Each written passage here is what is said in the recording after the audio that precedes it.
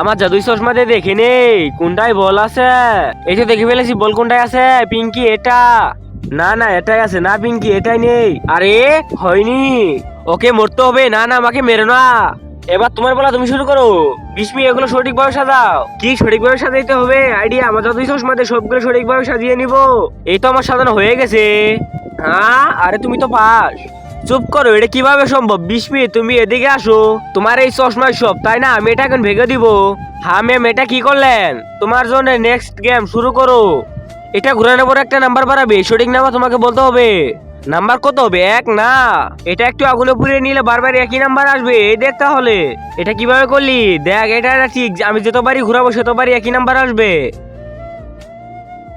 আরে বাহ, তাহলে নাম্বার 6 হবে।